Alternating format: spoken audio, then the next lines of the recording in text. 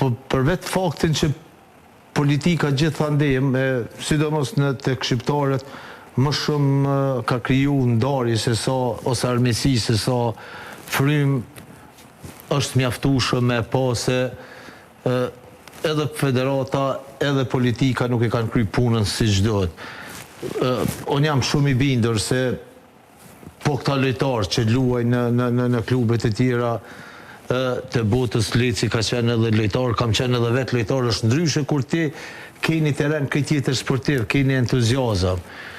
Është e tërisht, ne kemi këtu kemi trashëgu këtu terene sportive, këtu janë tonët, për kemi trashëgu për një sistemi që ka qenë okupator, edhe ti Fadil Voklën edhe futbolin edhe sportdashit nuk i nderon që disa vite mos me arrit me ndërtu infrastrukturën. Edhe ju për ta kontaminua edhe këtë terenin edhe sportiv dhe politik shumë, po të dyjat janë të lidhur me njëra tjetrën. Unë mendoj që federata absolutisht me këtë përbërje që ka nuk i shërben kombëtarëve se nuk i shërben lojtarëve. Domethënë ka raste specifike, gjithçka varet aty se si ti e kryen punën, se si në shërbim të këtë formacionit. Shqiptarët, edhe këtu pjesa shqiptare në Kosovë ka kapacitete më shumë. Pra, unë shoh aty ka njerëz që merren me...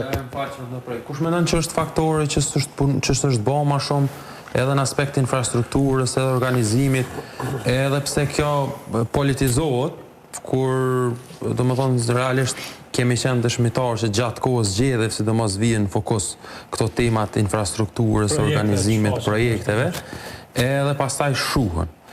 Edhe kush mendon ti se realisht është faktor konkret që mos me na dhoni një përgjigje konkrete, sepse këto që i tha janë shumë krejtëve na munojnë njerëz të sportit, domethënë janë reale, po kush është faktori pse na kemi ardhur deri në kjo gjendje?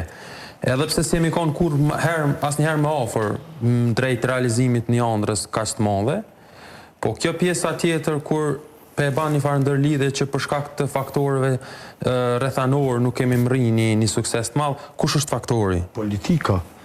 Politika nëse merr si të veçantë, po në përgjithësi jemi fajtorë dhe ne si qytetarë që nuk bëjmë presion. Mendojmë që vetëm në ditën e votimit ne kryjmë obligimin që kemi ndaj shtetit.